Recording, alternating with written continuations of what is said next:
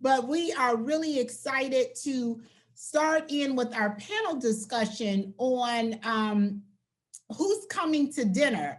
I'm really excited about these three individuals, just great scholars in the field. Some of my mentees, and I'm just excited, former colleagues, so I'm really excited to have them. But I'm going to introduce Gabby, who's going to introduce our three panelist speakers. We have a phenomenal student leader on campus named Gabby Brown DeSuze. Gabby is a psych major with a biology minor. She will graduate in 2023. Gabby is the president of MSC, which is the Multicultural Scholars Collective, secretary of the class of 2023, and she is in the honors program. Again, one of our phenomenal student leaders. So I'm going to turn it over to Gabby to introduce our three panelists. Hello, everyone, and thank you for introducing me, Dr. Kendia Bailey. I just want to say welcome back, and I hope everyone had a refreshing quick break.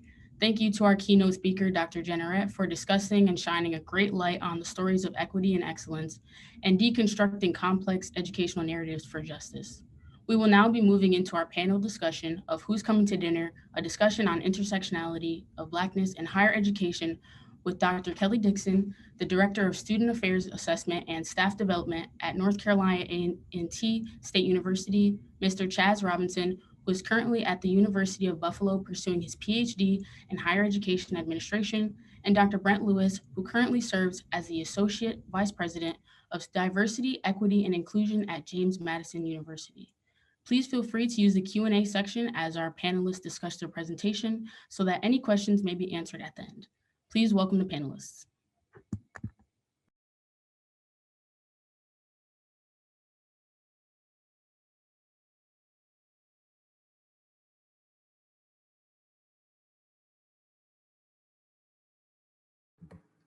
Awesome. Thank you, Gabriella, for that. And kudos to all of your accolades as you move throughout your process of graduating and all that you're doing at Elms College. Who's coming to dinner? Food is the essential piece to everything that we do. So why not bring that into the context of intersectionality of Blackness? And so I want to present myself. Once again, I am Dr. Kelly Dixon, also known as Dr. K. I work at North Carolina Agricultural and Technical State University, and I have to say that it is the largest historically Black college and university in the nation. I have to say that, Aggie pride.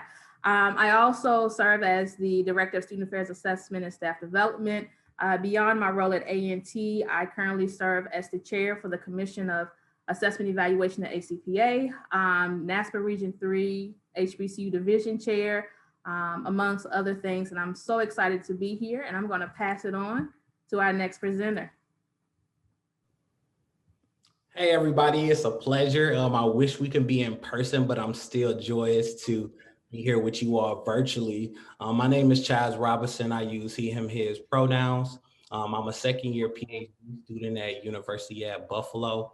My research kind of centers around class and race. So that's why we're here today. We're going to talk about some race issues and some of those things that are impacting those who hold Black identities. So yeah, I'm here and I'm excited to speak with you all. I'm excited to engage with you all, and I look forward to it. And I'll pass it on to one of my favorites. They both my favorites, Dr. Lewis.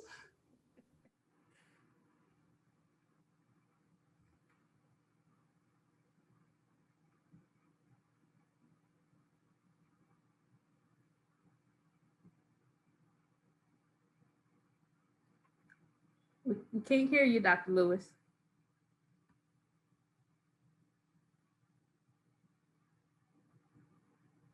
Still can't hear you.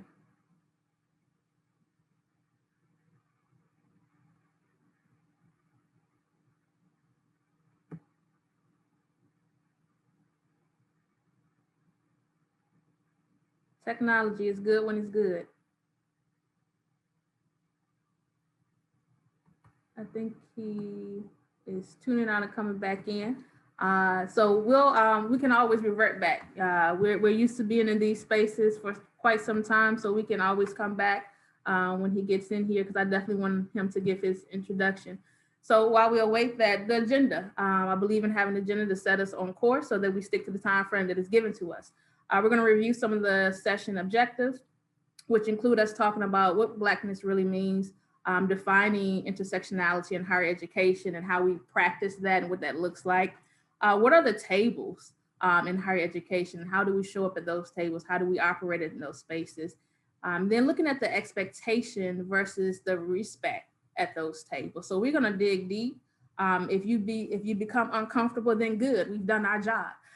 The job is to make you uncomfortable in these spaces, to lean to a call to action as we talk about what it means to be Black and how the different intersectionalities of our Blackness comes about.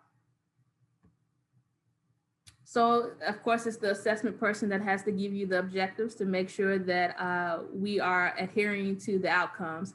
And so we want to articulate intersectionality among Black professionals in higher education. We're going to identify some strategies of how you can show up authentically yourself at these different tables in higher education. And then lastly, we're going to discuss some experiences of intersectionality and Blackness and its role in both student and staff engagement. And so I'm going to tap in to see if Dr. Lewis is back on.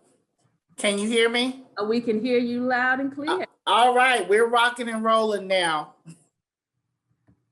Let me introduce myself then, since you can hear me. My name is Brent Lewis. I serve as the Associate Vice President for Diversity, Equity, and Inclusion at James Madison University. I am very excited to join in this discussion as I use an intersectional approach to my work on a daily basis with my students and with my colleagues. I do think sometimes I'm also a disruptive scholar in this work. I'm very honest about our needs and where we need to go. And so when Dr. Dixon approached myself and Chaz to talk about this conversation when we were preparing for NASPA, I said, absolutely, we do need to have this conversation in higher education. I also serve as the NASPA Region 3 Knowledge Community Rep for gender and sexuality. So I continue these conversations within my college and university space, but also outside of my institution, do we need to have these conversations more broadly. So I'm glad to join you all virtually. Yes, so let's get back into it. It's all on you, Dr. Lewis. All right, so intersectionality, I think, Dr. Kimberly Crenshaw coined the term, but the work of intersectionality was already happening. If you think about women like Sojourner Truth and Audre Lorde, they were looking at the experiences of Black women in particular, the experiences that Black women faced in hiring practices around gender and sexism. And when most people think about intersectionality, we think about the overlapping and intersections of our identities. We have multiple identities and they don't move siloed. Every part of who you are impacts experiences that you have. But the other piece to that intersection and that overlapping is that the term is meant to also look at forms of oppression. How have multiple identities impacted the others? We may have spaces of privilege, but we may also have spaces where we're marginalized. And so we have to not only focus on, yes, there's multiple identities and the way they intersect, but also the interlocking form of oppression. So looking at the literature, you will see some of that pieces about inequality. And so what does intersection of Blackness mean? That can mean different things to different people. For me, when I think about my Blackness is beautiful. My Blackness is excellence. My Blackness is a scholar. My Blackness is middle class, but that's my experience, right? That's my story. That might not be my sister's story. So giving space to people to be diverse and looking at this picture, you see racial identity, sexuality, disabilities, ableism falls in that disability category. nationality and gender. How do we show up in spaces that are different, even if we look the same? You know, so that's part of that. Who's coming to the table? Because we might show up to the table visually similar, but our experiences are based on our experiences and our story. And I think Dr. Jenneret hit on that piece about storytelling and sharing your lived experience. That's part of intersectionality, because Black experiences are vast. Some of us identify as Black, some of us identify as African American, some of us identify as both. But in a higher education contextual frame, this must be addressed. We have to have the conversation around, what does Blackness look like? What do we expect from people who identify as Black or African American? And how does it influence our institutions? How does it influence the work we do with students and the perceptions that we bring into the spaces? It impacts recruitment, it impacts retention, and it impacts creating positive work environments, both for Black professionals and your Black students, right? So we hear in higher education this context of a sense of belonging. That sense of belonging is part of the student experience as much as it is for faculty and staff. So that intersection of Blackness is impacting and part of the lived experience of all that self-identify as Black or African American. And we'll talk a little bit more in the session about that piece about Blackness and how we see those intersections overlapping in higher education. And I just want to add that I think that when we talk about Blackness and the intersectionality, it says that I am open to having a beyond surface level relationship with another Black individual or a Black individual if you're not Black, about what it means for you to be Black. And as Dr. Lewis said, we all show up in different spaces, though we may have similar physical appearance. I'm from Virginia. And so my experiences in Virginia as a Black woman is different from someone else's experiences in Virginia as a Black woman. I'm a first gen. And so tacking on all of those different identities. And what I want to make perfectly clear is that you can no longer single or silo the identities that make me me, because when I come to the table, I'm coming with every piece of identity that my ancestors has poured into me, that my family, my friends have poured into me, the organizations that I belong to pour into me. So get ready. So Dr. Lewis said he's disruptive. I am disruptive as well. Wow, y'all, Dr. Lewis and Dr. K, y'all really got me going this day. I'm loving it right now. So I kind of wanted to build off of the keynote with Dr. Jenneret when she talked about storytelling, and she used a picture, and I really enjoyed that picture. Beautiful family, by the way. So I decided to use a picture of what Blackness is not. So I would like to take a mental journey with everybody on the screen that is watching to go back to Harvard in 1642. To my people of color in the room, you might not want to go back, but we're gonna take a mental journey, not a real one. So Harvard College in 1642, this is the first graduating class. This is the first commencement at Harvard institution. I do want to put a disclaimer. This is not a knock on Harvard University. This is just the facts. I love pictures, and they reveal to us historical facts. The graduating class, as many people as you see, was actually only 9 students. And that goes without saying that everybody in this picture is white and men. So that is very much the basis of sort of where we started this conversation. But identities, when we talk about intersectionality also applies to white people. So we see visual identities of male, and we see identities of whiteness, but we also didn't know that all of them were Christian, identified as Christian. And also Harvard from 1642 to 121 years later, graduated students on the premises of their lineage, not their grades. So that sort of set the tone for what we kind of see in higher education. But I wanted to just sort of leave that picture up there because I didn't want to, sort of jump on just Harvard. Let's talk about general higher education, and specifically, let's talk about Black people. So let's just kind of throw out some quick facts for you to sort of set the tone.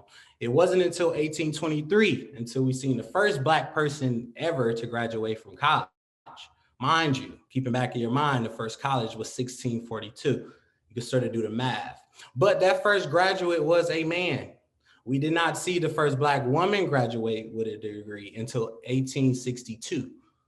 So you do the math on that. In comparison to white women, they graduated with degrees in 1831, multiple. So it's important that we shine light, just like Dr. Kimberly Crenshaw would, on sort of this importance of intersectionality. And it's important that we acknowledge history in this to see not only what happened, where are we going to, what did we build from, and also, where are we headed? And so that's important to acknowledge as well. And so Dr. Crenshaw wanted to share a short spiel about some of her work, kind of building off what Dr. Lewis was telling us. This work started in with her having an issue with the discrimination faced in the workplace by Black women. Black women would go to judges and raise discrimination cases and say that we do not feel like we belong in this space, or we're not invited to this space, sort of for a reference to our presentation, this table, if you will. And what happened is judges throughout all of their cases. Now, Dr. Crenshaw, a phenomenal scholar in law, actually took the time to say, what is going on here? So what was happening is they were raising these cases and they were throwing them out on the context of these employers saying, we hire Black people, we hire women. But when we dug into what was going on, in actuality was they hired Black men and they hired white women. So it's important that we bring that framework into the context of now and kind of use that to sort of interrogate the tables that we're at, the institutions that we're at. It's amazing in a bad way that Harvard, this was happening in 1642. And the challenge that we sort of propose to you all is to examine now where you're positioned at your table. Does your table look like Harvard's commencement in 1642? And if it doesn't, those few Black people, are they responsible for, speaking for all Black people? And Dr. Lewis will engage on us with institutional types and so forth. Yes. Woo, you got me heated over here. I'm gonna try to stay composed. So moving on to institutional types and climate. And so when you think about being Black in higher education, you have to give reference to the institutional type and the climate in which you are stepping foot in. And so some of the things that you have to consider, and even those that are non-Black things that you have to consider when you're working with Black folks. And so let me also be clear that there's a difference between being a person of color and being a Black person. So I just want to make that clear. So when we think about institutional types from a race and ethnicity framework, there are several types of institutions. You have our historically Black colleges and universities, minority serving institutions, our predominantly historically white institutions. We have community college, junior colleges, then you break it down to private and public. Let me also make it clear. I'm gonna make a lot of things clear in this conversation. Historically Black colleges and universities are not the same as minority serving institutions. They are different. And I'm gonna tell you why. HBCUs, 1837, the first HBCU was founded in Cheney University out in Pennsylvania. 1965 is when HBCUs were given the opportunity to be seen as places of higher learning. So once again, as Chad said, you do the math. And so to be recognized as a place of higher learning in 1965, though we were first established in 1837, that already sets us up that institutions of higher learning beyond HBCUs weren't created for us that are Black, right? And when you think about minority serving institutions, you are able to claim that status depending on a percentage of ethnic race that is on your campus, right? And so that's based on a percentage versus historically Black colleges and universities were founded because we didn't have an opportunity. We weren't giving that opportunity to have a higher education at what now is called predominantly or historically white institutions. And so that frames the context of how you show up at a table, right? What you bring to the table. And there's this whole thing of code switching. I don't believe in it, but we'll talk about that a little bit more when we get further into our conversation. The other piece is institutional culture. You can't be blind to what you see and what you hear on a campus around Blackness. There's one thing to have a diversity statement, but it's another thing to actually carry out what that diversity statement really means. And what does that diversity statement mean to those who identify as Black professionals and our Black students? Also keeping in mind that when you think about Blackness and the intersectionality of that, even within Blackness, there's some intersection of race. So you have biracial, multiracial, that's a part of being Black. So those that I may be Puerto Rican and Black and how you identify in that space. You may be white and Black and how you identify in those spaces. So making sure that you keep it cognitive of what that looks like as well. So the motives and behaviors, that whole idea of when people show you who they are, believe them. If the motives and the behaviors don't match up, there's a disconnect. And then also understanding that most of these institutions are operating in filters that they did not create, which lead to perception and how they determine how they're going to treat their counterparts, how to treat the students as well, especially as it relates to Black professionals. And then you think about environmental considerations, because it's not just about you, right? It's about everything that's going on around you. And so when I think about outreach, I think about being a Black woman and where I'm situated. So I'm at the largest HBCU, but just because I'm at the largest HBCU doesn't mean that I am around individuals who recognize and accept all of who I am as a Black woman, right? And so you have to be mindful of those spaces. So there are some entities that I have to go beyond my institution to find that outreach so that I can always show up authentically myself, right? Inclusion. So going back again to diversity statements and what it means to support my people of color, my Black professionals, what measures are in place, what resources are placed. So it's one thing to say it in an interview that we support Black professionals by doing X, Y, and Z, and then I get to your campus and it's a whole different ball game. So that disconnect. So being mindful of that, which leads me into representative hiring practices. Don't hire me just because I'm Black.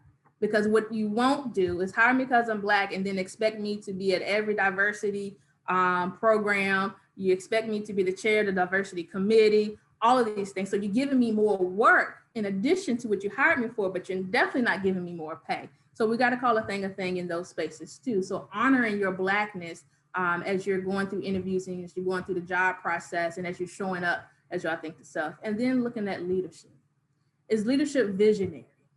Is the leadership diverse? Is the leadership a representation of the student population? So if you recognize that your student population is moving more towards an increase in Black students, but when you look at leadership and those that are in decision-making roles, they do not look like the students. There are one or two, if that, Black individuals that are serving on those roles. So being mindful of the connection, because one thing I know about students, they see, they watch, and they will tell. And if you don't recognize that, if you don't honor the student's voice, then why are you here? Why are you here?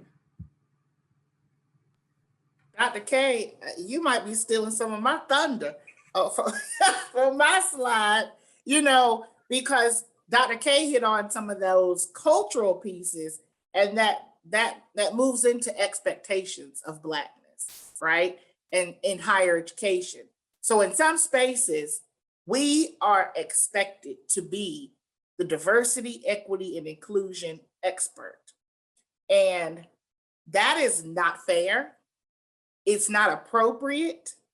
And it's not what people are hired for unless they were hired to be that, right? So if Kelly is hired to be the director of assessment, I shouldn't be calling her to say, how do you walk me through a student experience with discrimination about their queer identity? I should be calling the diversity office or the LGBTQ resource center, not Kelly because she's Black and she understands everything diversity, right? But that happens in the higher ed landscape. And I see it because I work in DEI. So when people call me, it makes sense. I'm not offended.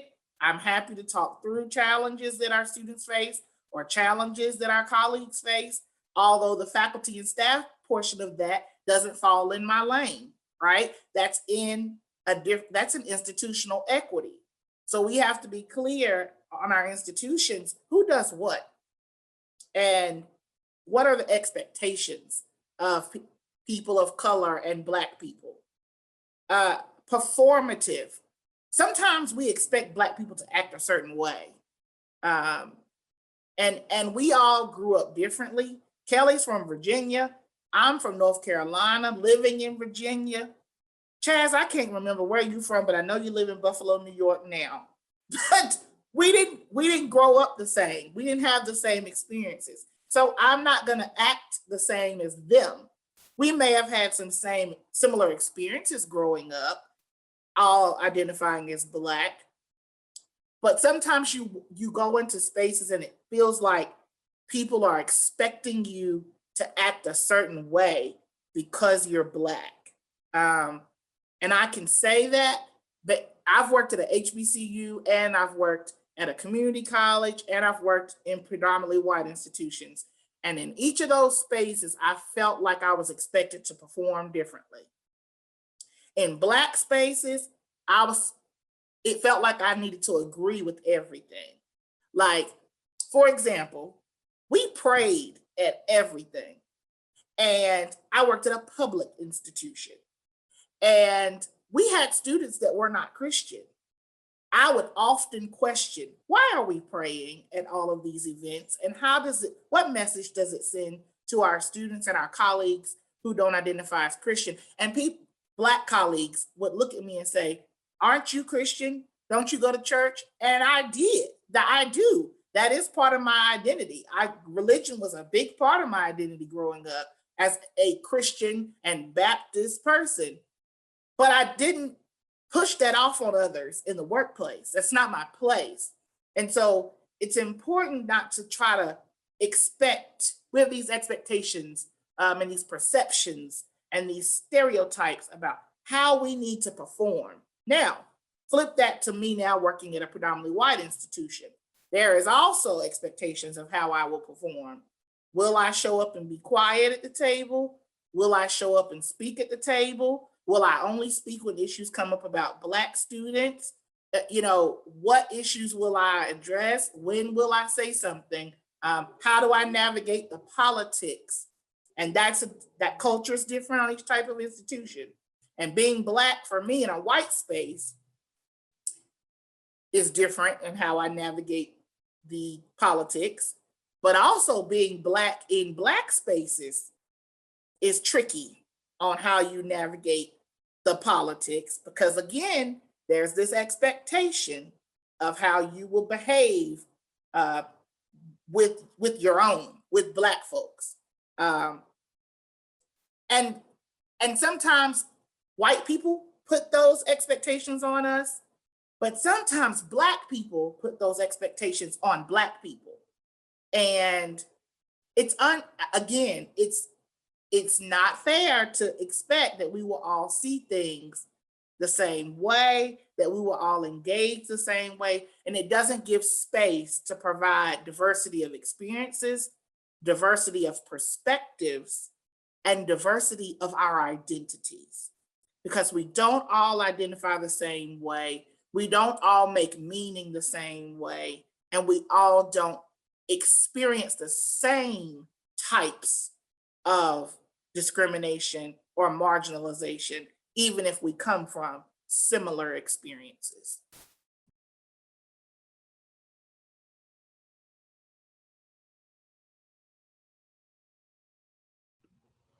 I'm back again. I gotta tell you, Dr. Lewis, you cooking up. Cooking up. I'm loving it, Dr. K as well.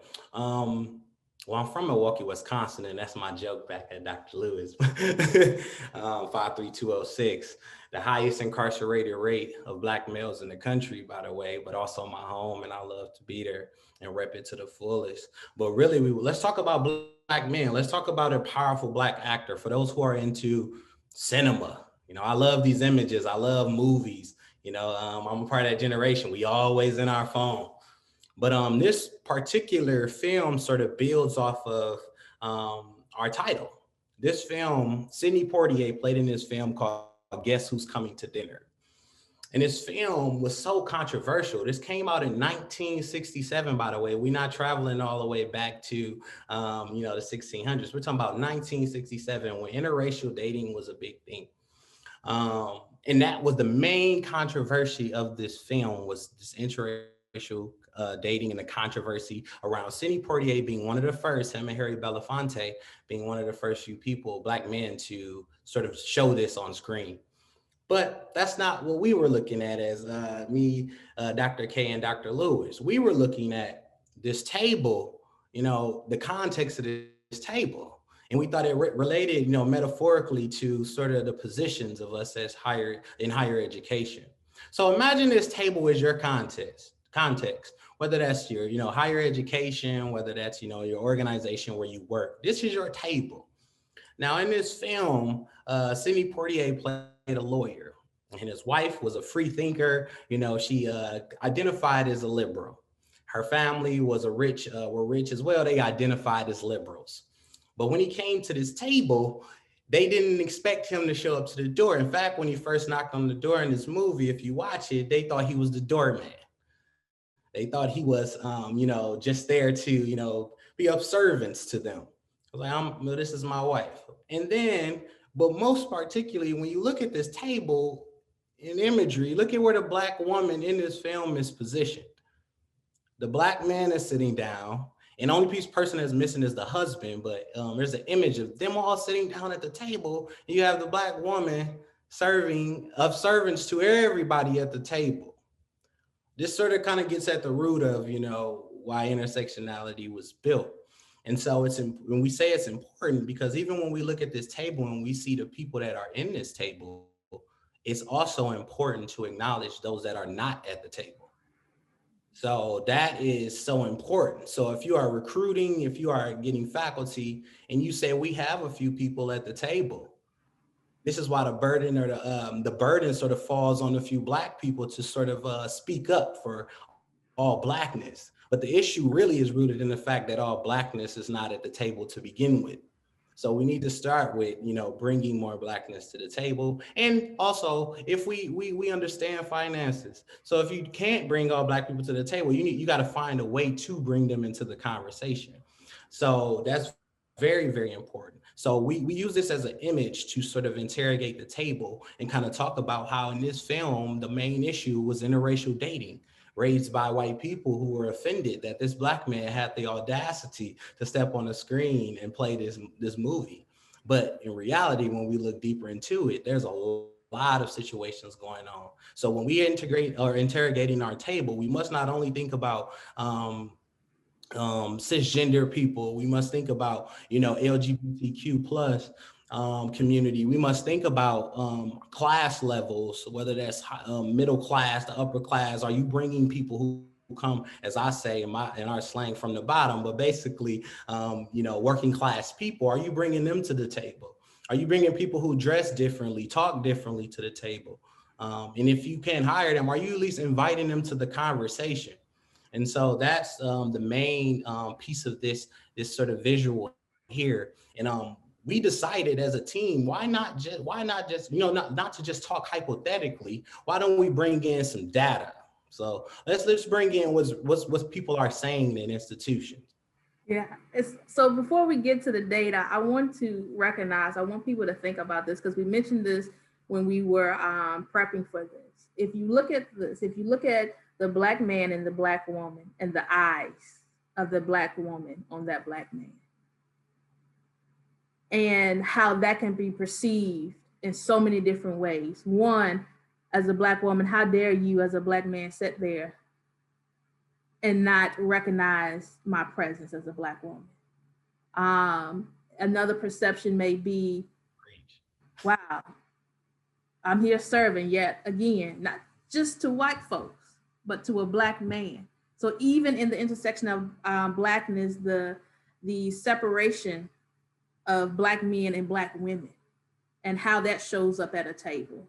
So it appears that is more worthy to have a Black man at the table rather than a Black woman. And if the Black woman is at the table, she's in a space of serving.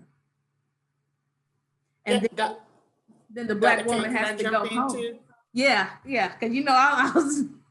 So not only is she looking at him, but if you think about, in diversity, we'll say, well, we have women on the leadership team, but they're white women. Look at the two white women at the table. They are not acknowledging the Black woman that's standing there. So it's all about perception and the ways that we see how we do what we do. Yes, it's great to have women in leadership, but are all women given the same opportunities to be at that table? Yeah. So I guess I get to the data, because we'll stay on that for a little while. Let me get to the data. So what we did, as someone is in assessment and values the input of others, we created a survey and we asked a couple of questions, and we sent it out kind of on several social media platforms, just as informational purposes only, not for research. And we had about 13 responses to this date. So I'm only reporting on the responses to this date. And so as you can see from the image on the screen, the majority of those identify as student affairs administrators. I have a few doctoral students, some faculty members, grad students, and non-student affairs administrators. So it was kind of a bit of a diverse group of individuals when you look at the 13 participants.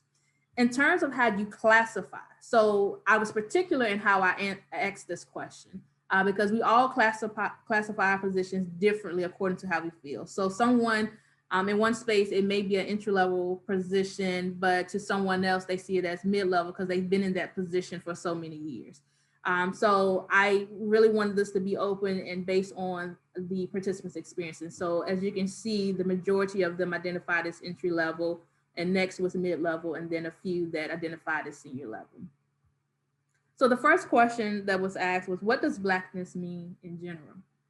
And so on the right-hand side are some themes, some notes that came from the 13 responses, but I pulled out a quote. What was pulled out was this quote is, in general, Blackness to me is a characteristic of being African-American in America.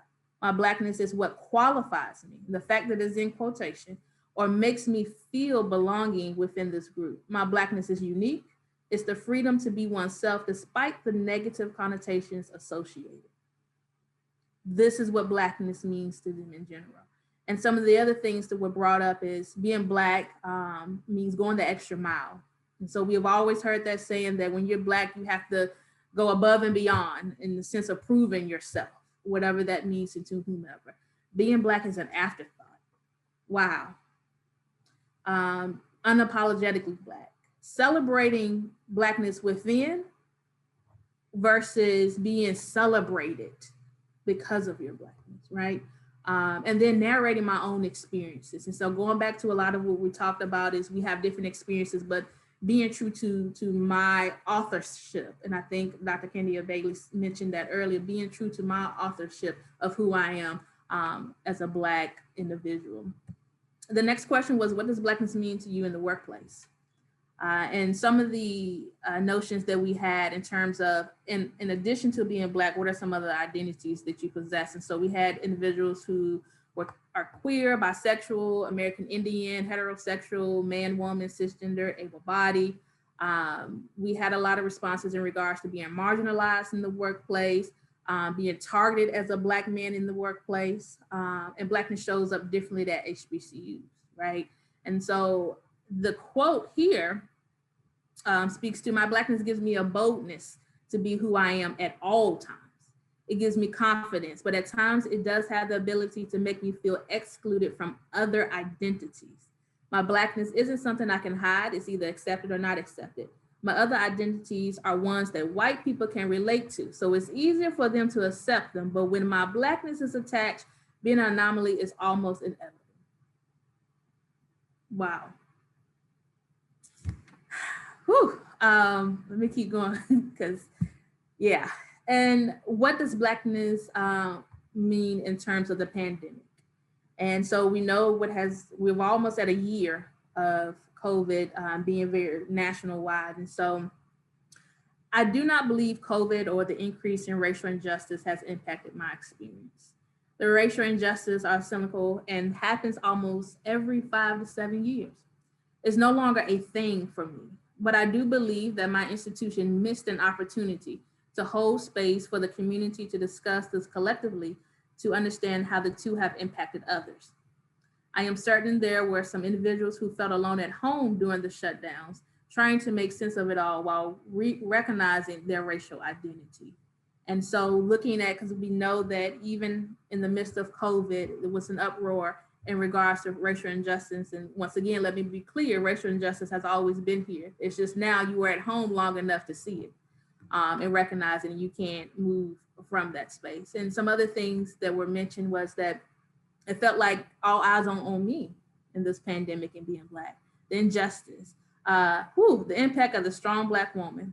Can I say this? Black women, Black sisters, stop saying we super women, superheroes. It's okay to operate in who you are authentically. It's okay to take care of yourself. It's okay to be who you are when you need to be who you are, wherever you are, and not allowing society and what other people perceive us to be our story. So I'm always reflect back to Dr. Kendia Bailey, own yourself. If you don't invest in yourself, don't worry about nobody else investing. So I definitely want to make an impact on that. And then speaking at tables to provide reference and framework around Blackness to white colleagues. And the big piece for me in that is I'm not here to educate non-Blacks and whites about being Black, because I can never educate you. What I am here to do is to set at the table and be a part of the discussion and the conversation and the decision making that I can do. And so I respect that. I want to bring that to the table. And so I definitely want to highlight that. So now, based on all of this conversation, what's next, right? In higher ed, we like to say the next steps. What's the call to action? What are we going to do based on this discussion? We need to continue to have tough conversations on our campus. You might call them difficult conversations. Whatever you call them, they need to happen. You need to create some spaces for some uncomfortable discussions. And quite frankly, white colleagues will be uncomfortable in some of these conversations. If white colleagues aren't uncomfortable in the conversation, it kind of means we're not taking ownership of what's happening. So we got to do that, and we got to sit in that. That takes some self-reflection and some self-awareness on all of our parts. You could do some lunch and learns that includes faculty and staff and your students, but don't expect the students to be the fixer. The students are the ones experiencing the challenges. And oftentimes we expect Black students to do the work. We're expecting Black students to come to us and say, this is a problem, when we know that they're having challenges navigating the intersections of their identities on our campuses, regardless of institutional type. Reframe your policies and your procedures to be intersectional. Use this moment to create procedure and policy that thinks about multiple identities of your students. Use assessment to drive decision-making with an equity-centered mindset and framework. And the last piece that I will cover is leadership. This should be an institutional approach, visible support and action-oriented approaches that starts at the top. It cannot be the people in the trenches are having to try to find the direction to go and shooting in the dark. Leaders, step up and lead the way. Yeah. Whew. And now I'm about to show some of my intersectionality and ask for the offering plate on that on that one. And so let me talk briefly about faculty. I know myself and Dr. Lewis, and I believe, Chaz, you may have done some TA experience around what it looks like in the classroom. And so recognizing that the pedagogy of what we're teaching and how you're teaching has to shift. I mean, COVID has taught us that, even in going from an in-person to virtual space, and understanding that when we're teaching. So let me go on my platform for a little bit. The theories in which we use to teach and educate were written a long time ago by white men for white students. And when these individuals, especially those in student affairs, higher ed, they go to master's program, they learn these theories, they come out, get a job, and there's no application to it. Why? Because your students don't look like the students in which these theories were written for. So how do I frame that? So as in a space of a faculty, learning new ways to teach theories, learning new ways to address how the application of these theories come about, create new theories if you have to, create new frameworks if you have to, because the evolution of higher ed and our students' demographics are changing daily. And how we are preparing the next generation of leaders through an educational mindset has to change as well. And so even when you're looking at professional development, look beyond, those individuals that are known to speak about this X, Y, and Z. There's someone else that understands how to speak that language, how to provide those types of development opportunities. And that requires you to network beyond the network that you're in. That requires you to be uncomfortable about what you know and what you don't know. Because there's this whole idea for me is that I can only teach you what I know, and I can only show you how I operate, but I can't teach you what I don't know. And so in order for me to recognize that and find people who can speak to that. And then leading into staff, some of the similar things, think beyond the traditional staff development, professional development topics. Really dig deep. As mentioned before, I work in assessment. And so I'm really now focused on this whole idea of assessment using an equity-centered framework. And so when you look at data and you say 80% of our students feel that the campus climate is great, my question is going to be, what does that 80% look like? And then I look at the data and I realize that of that 80%, only 1% is from a minority voice. But that's how the data is presented. So even in an assessment space, institutional effectiveness space, you have to be mindful of who's writing the story. You have to be mindful of who's analyzing the data and how it's being put out there. And all of that matters because when you come back to the staff level, especially those on the student affairs standpoint, we need to use that data to inform the programs and services we're offering the students that are at that institution. And being mindful that we need to be preparing today for the students that are coming in the fall, that are coming in 2 more years. So even if I prepare something today for students tomorrow, it's probably already outdated. So being real about your practice and the professional development that you're providing. Yes, now it's time to talk about students. As a student currently, I feel like I've been a student for a long time now. But the first point is we talked about was sort of services and resources. Does your services that you are offering students have an intersectional perspective in its hiring? So when you kind of think about that, think about it as if I have a mental health issue. Why when I go to the mental health department, there's only white people to talk to me about those issues. So I want to be able to see somebody that looks like me to have that conversation. And even in resources that you're offering students, are those resources beneficial? Communities work different, people work different. Blackness is so diverse. So when you think about, I'm going to offer the student a resource that might be useful to them, you have to think about how. So what are the particular demographics? And this is where I feel like Dr. Dixon comes into play, because what are the particular assessment? What are my students looking like? You first have to know that. And so now I know that. How do I offer them, equitable and beneficial resources? Listening to their voices. I want to say to every student in the room, get credit for your work. I don't care if it's your first year, you're a freshman, and a professor wants you to write this for them or bring you into whatever situation it is. Get credit for your work, but also a call to faculty and staff to also just listen to their voices, listen to what they're saying, You 30 years in the field, but it changes, things change. So students change, Blackness changes.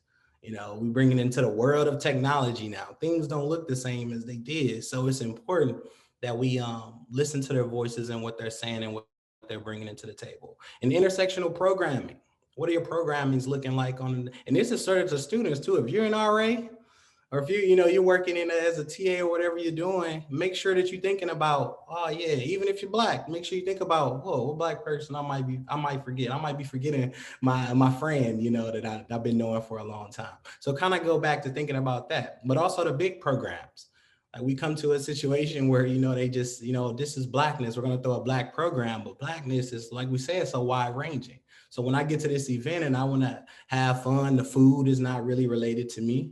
The music don't really connect, and there's no diversity in the playlist, no diversity in the meals, no diversity in what's happening and what's going on. Why would I feel like I belong there? Even if you're calling this a Black event and it's the vast nature of the Black experience. So those are some of the things that, we wanted to sort of touch upon as our call to action. I know we're going to talk about some more later on, but it's been fun. Yes, I think that wraps us up. Yeah, that wraps us up. Wow, thank you very much to all of our panelists for your, in my opinion, groundbreaking presentation. I have to say, as a Black woman in higher education, I wanted to run. I wanted to get up and run because this conversation has been so enlightening for us. So we're gonna begin our Q&A session, which will run for about 15 minutes. And our beloved Dr. Good, who's gonna help facilitate this portion, she'll be monitoring the time and the questions that are shared in the Q&A. So we're asking everyone to please put the questions in the Q&A. Thank you once again. The theme of underscoring resilience has shown up today through Dr. Dumai's eloquent words about facing racial injustice through truth, love, and actions. Dr. Jenner letting us know that storytelling is so important, and now Blackness and intersectionality in the workplace. More often than not, we find that these topics are like seldomly discussed because they can be kind of taboo, right? And this panel resonated with me so heavily because we find that there's policing of Blackness within societal circles. And I think you guys were highlighting that so greatly and so vastly. And that policing can turn into tremendous amounts of anxiety and pain for some Black folks. So to encourage one's authentic self in the workplace across industries is something that I personally support, and I would like to thank you by first asking you all this question. So just to begin, being one's authentic self can be subjective to various factors of one's upbringing and self-image. What feedback can you provide for professionals of color across industries who may struggle with being authentic in the workplace? Can I start? Yes, absolutely. And Dr. Candia Bailey has known me the longest of anybody in this space. It took me a long time to get comfortable with me, right? And sit with who I was as a person, beyond me, the student affairs professional. That self-awareness, that self-authorship, that self-meaning and making of yourself, that happens at different spaces at different times for different people. But what I will say is, I'm upfront about who I am. You get the same me everywhere, every time. There's no change up, okay? So when I interview for jobs, I'm me. You know who you're getting before I show up to your campus and accept the position. I will say to my Black colleagues, ask questions when you go on interviews and identify a space for yourself. It is not just about the institution interviewing you. You are also interviewing the institution and identifying if it is a fit safely for you in your Blackness, because that can look different in different spaces. Is there support systems? How do you find yourself? Do you do some self-reflection, some journaling? Find what works for you, but you got to get comfortable in yourself before you can navigate that in the workplace. Yeah, and I would just echo that. I'm a really big component on self-awareness and owning yourself, and stop renting and leasing yourself to folks.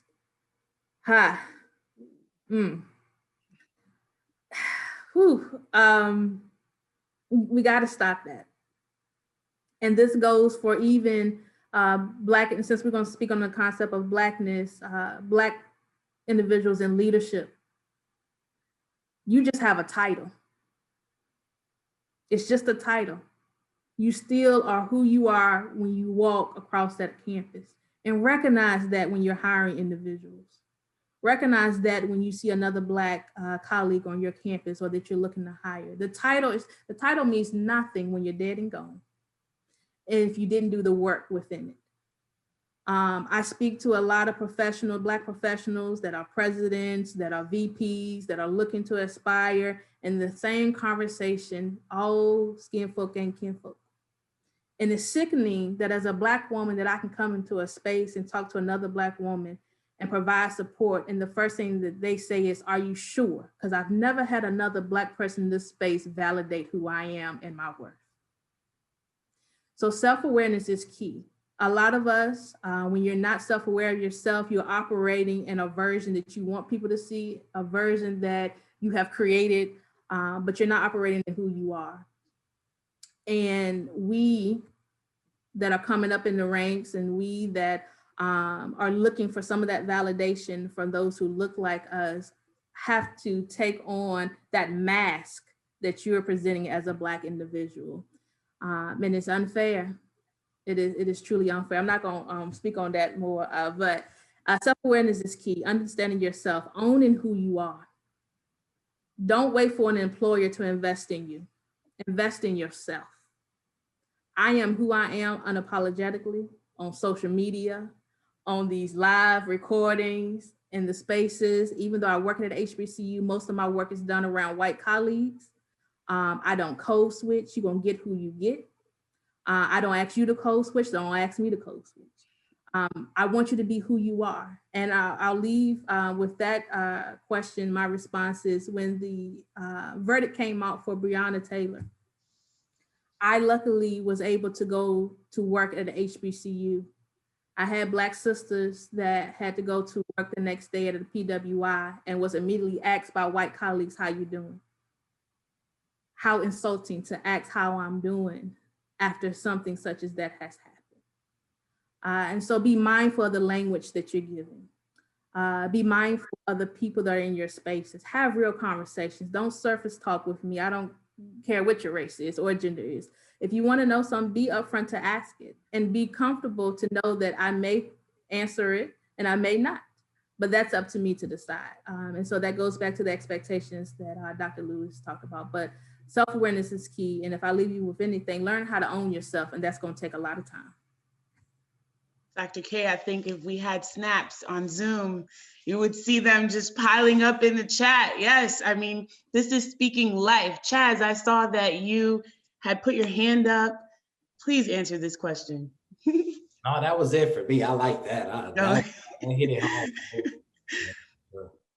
Absolutely. Dr. Good, do we have some questions in the Q&A box that you'd like to bring? We do. We have a few questions coming in, and as I was just sitting here and listening and taking it all in, and just also relating that to the work that I do in higher ed here, but it was just pure joy of just hearing and feeling that affirmation that we oftentimes don't get within this space. And so there are a few questions that came in.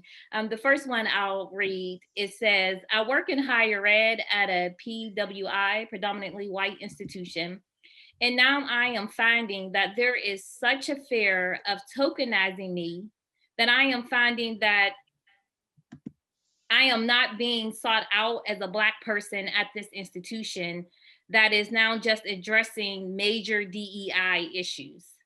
So they're identifying, I believe, as Black at a predominantly white institution. And their question is, once again, they feel the burden and expectation to make sure that they get heard. Have you seen this rebound effect in other circumstances?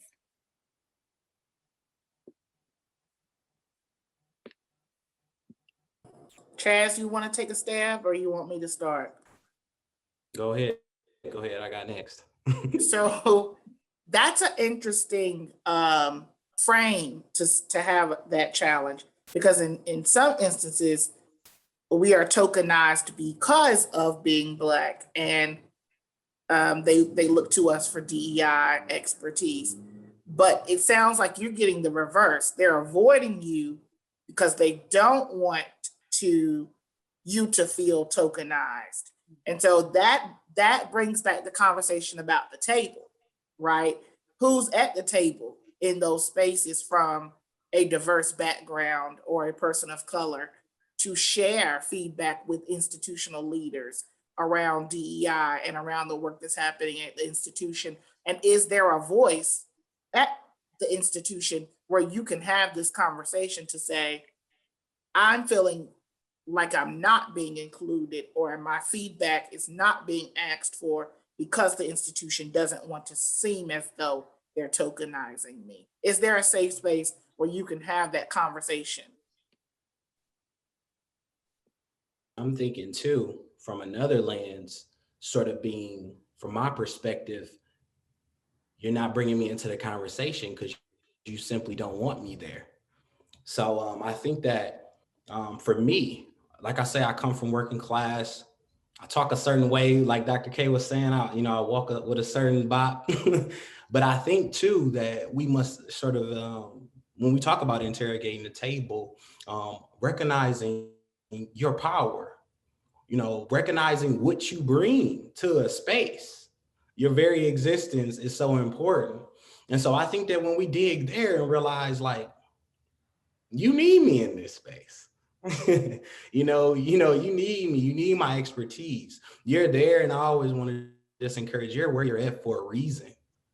You're there for a reason, and never hesitate, like kind of what Dr. K was talking about, never hesitate to disrupt. Yeah. To disrupt. Yeah, what I would add to that, to the individual, is what I see in that space, and so I'm operating in one of my intersectionalities of spirituality, that you need to begin, if you haven't already, to identify some coaches, mentors, and sponsors in your world. Don't wait, do it right now. I don't know who you are, but do it right now.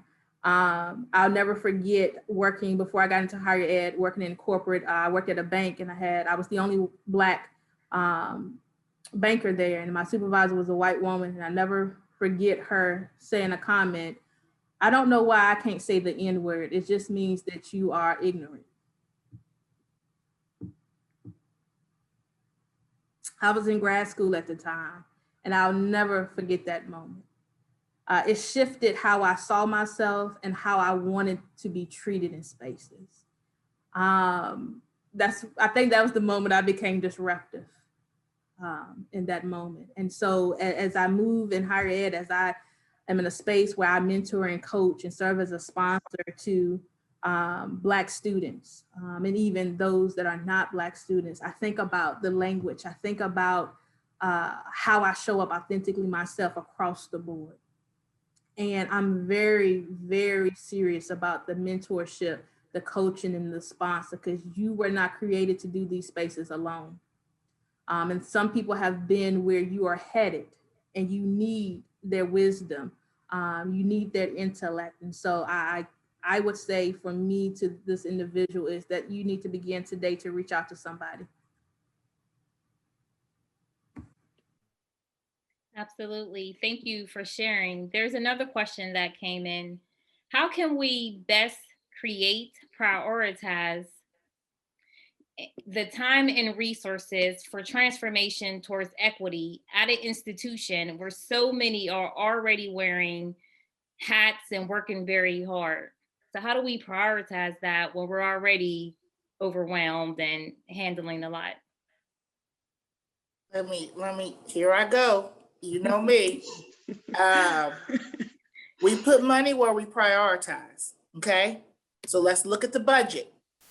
because we are all wearing a bunch of hats. I worked at a small private institution before I came to JMU, and I was the director of multicultural, I was the director of international student services, and I was the chief diversity officer. So in all of those spaces, everything was important. But when you're juggling so many things, you know, I told my supervisor the metaphor, I'm juggling glass balls and something's going to drop and crack. And so I didn't want to seem like I wasn't doing my job, but follow the money. Where the priority is where the money goes. And so if it's important, if equity-minded approaches is part of your strategic plan, it's part of your institution's mission and vision, what are we willing to do? Do we need to have some conversations with the board of trustees? Do we need to reallocate? Do we need to create some new positions? What is most effective? Do we need to do an assessment at the institution to identify what is most effective? But doing business the way we've done it and continuing to do the same thing will not work. And I will also say that the system of higher ed was already cracked before COVID, and the levees have now broke. Yeah, and what I'll add to that is, coming from an assessment, institutional effectiveness framework and space, I can tell you a lot about your institution if you pass me their strategic plan. And I can shut some things down and shut some people up with that.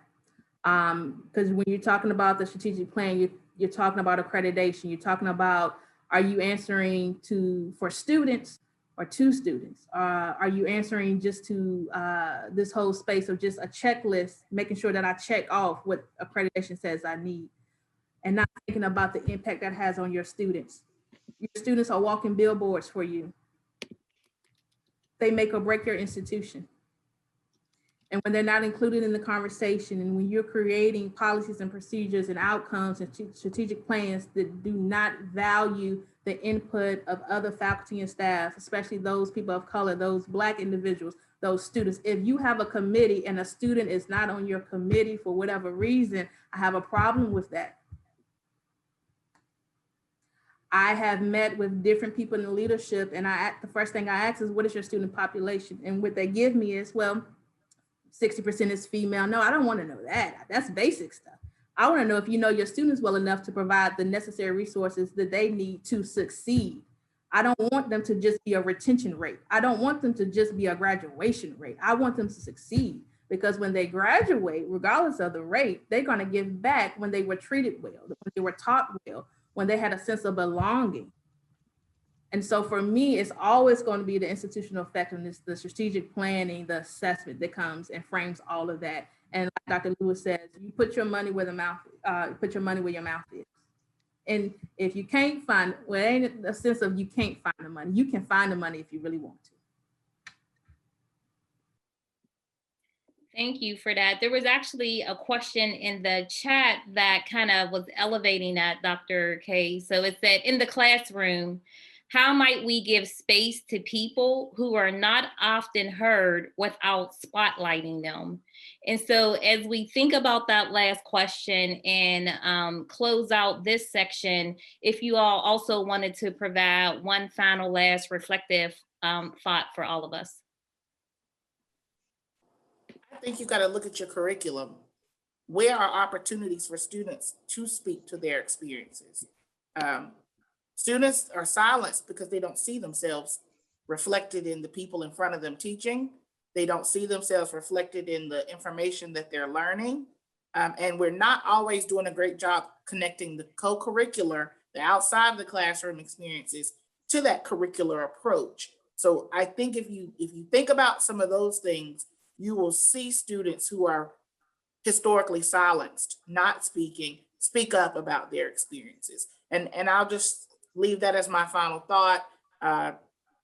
Use inclusivity and think about your language and think about your approach and be intentional in your approach, not performative in your approach to this work.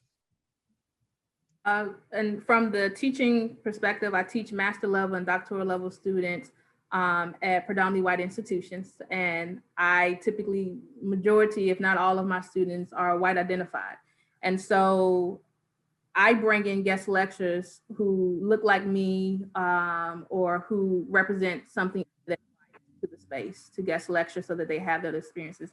Also, the first class that I ever have when we go through the syllabus, after I run through what work you're going to do and how exhausted I'm going to make you, my question is there anything on the syllabus that you want to expand on? Is there anything that you feel that you need, that you want us to cover in this course?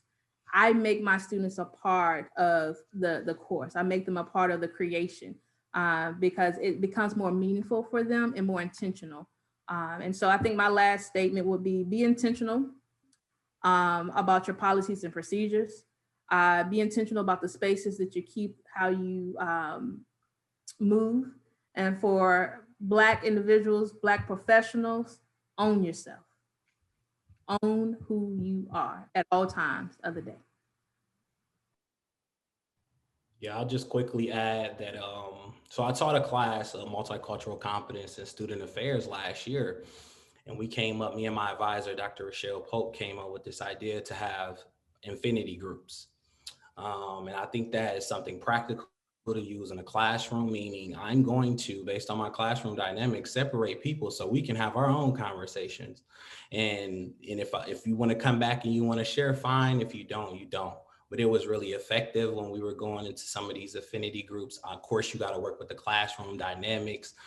We even did it virtually on screen, putting people in affinity groups so you can talk about I feel comfortable in this space. And when we brought it back, it was very useful. And I feel like from just my perspective, students were highly encouraged, particularly students of color, to share. This is what we were talking about in our group.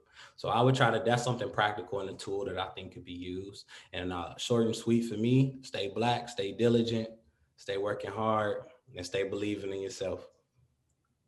Amazing, amazing. Thank you so much, right? Thank you so much to, to all the panelists.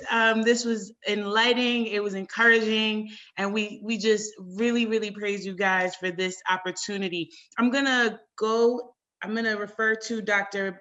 Bonnie.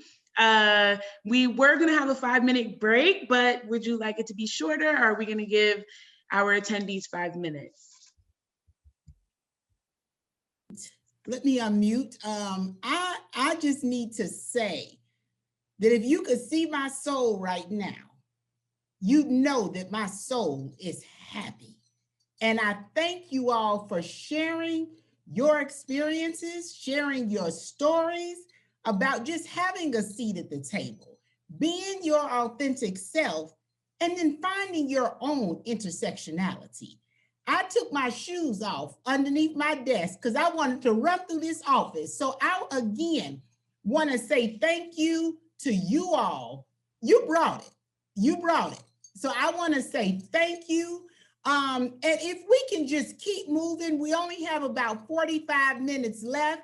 If you need to go and take a quick break to, use the restroom or get you, some soda, some nuts. I keep talking about peanuts because maybe I love peanuts. I don't know. Then by all means, feel free to do that. But we have our call to action next.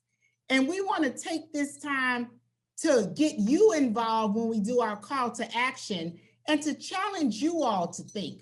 We have 3 more presenters that we will be doing short call to actions to you all as our participants. So we're going to move into that next. And I'm going to introduce our Vice President of Academic Affairs, Dr. Walter Rowe. And Dr. Rowe has served as Vice President of Academic Affairs at Elms College since July of 2006. Dr. Rowe earned his bachelor's and his master's degree in animal science from the University of Massachusetts at Elmhurst. Dr. Rowe received his PhD in physiology from Colorado State University in Fort Collins, Colorado. And he became a member of the Elms College faculty in biology in 1994. Dr. Rowe is an outstanding leader committed to enhancing education and enriching the lives of our students. So I'm going to turn it over to Dr. Rowe. Thank you very much, Dr. Candia Bailey.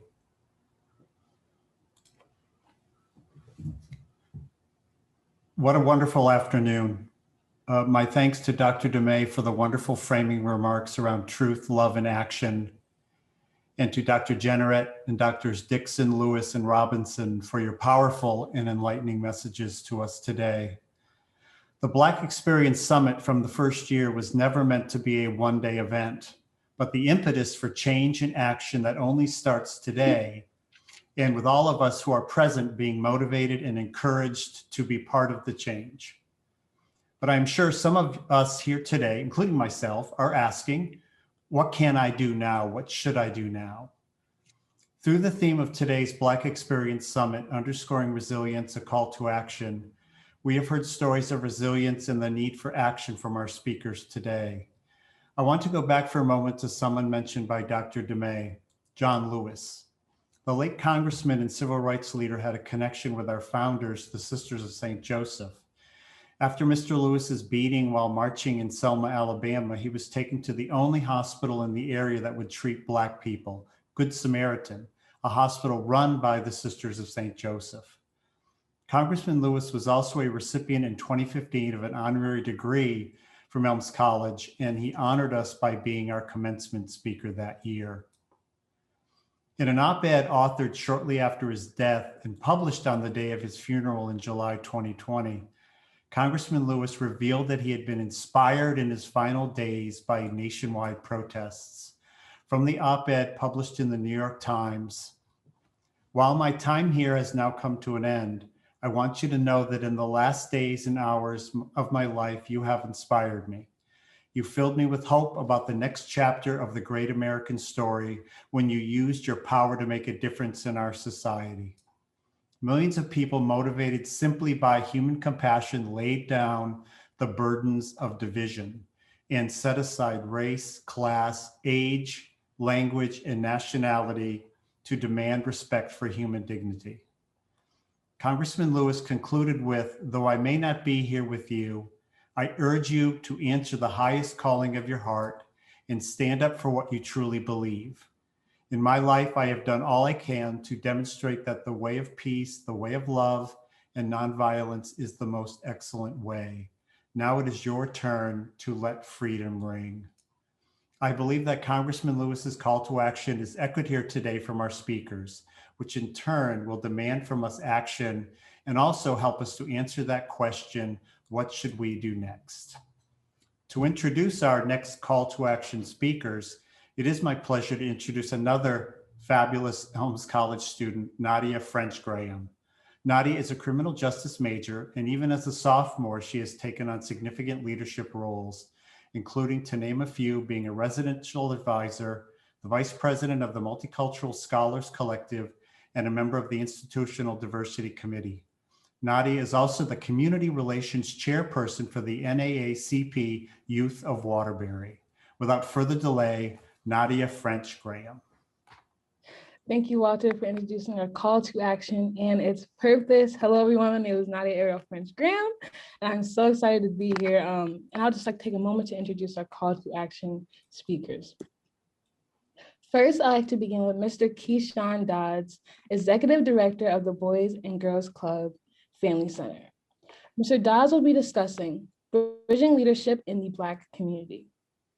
Next will be our sister, Melinda Adrian Pellerin. She's a well-known inner city educator and was named 2006 Massachusetts Teacher of the Year. Sister Melinda is also a pastoral minister at Holy Name Parish in Springfield. Sister Melinda will be discussing Deep Water, a spiritual call to preserve and challenge. Lastly, our beloved Dr. Antoinette Donnie Candia Bailey, the Vice President of Student Affairs and Chief Diversity Officer here at Elms College. She will be discussing the Black Woman Walks. Sisters, show up and show out. Please welcome our call to action panelists. Thank you. All right, so I guess I'm going first. Thank you, Nadia, and good afternoon, everyone. And I pray that you guys are ready for what I'm about to say, because I heard this was unfiltered and ready to be real. And I know, listening to my panelists here, this energy is always on fire. Like Dr. Antoinette said, y'all better be ready because my shoes are off right now as well. So here we go. my discussion is about bridging leadership in the Black community. There are a few things that we need to discuss about how this happens. Through history, we had our civil rights issues where back in the 60s, where the Black community would stand strong and fight against oppression, and how our government fought against our Black people when they stood up. A lot of our people understood that the strength of our Black community came from our young people. A lot of the people that stood up against oppression were in their 20s. Our Black Panthers, our civil rights leaders were basically murdered before their 40s. If you look at this, this was a time where we wanted to have equality through peace, but rage was brought upon us. Through the years, we became comfortable because our place in economic status grew. And then the leadership kind of fell apart. And generations upon generations of us have not found a way to find that leadership. And in our communities have turned very distant until people have taken over with drugs and alcohol and abuse and crime. And now we are labeled as, when you think of Black communities, you think of poverty, which is false. Our Black communities are very strong. They're very deep rooted in history, in love, in kindness. But the one thing that we do is that we have to build our youth to become leaders. So there's three things that I want you to understand that what we need to do, and that is grooming our youth to become leaders, sending them off from their cities to colleges, off to the military, off to the workforce to get the skills to become a leader, and then welcome them back with a true succession plan to become that leader, to take over. We don't hold captive of leadership positions. We don't close doors to our youth to be leaders. So we make sure that we groom them properly and we build them to be in the succession.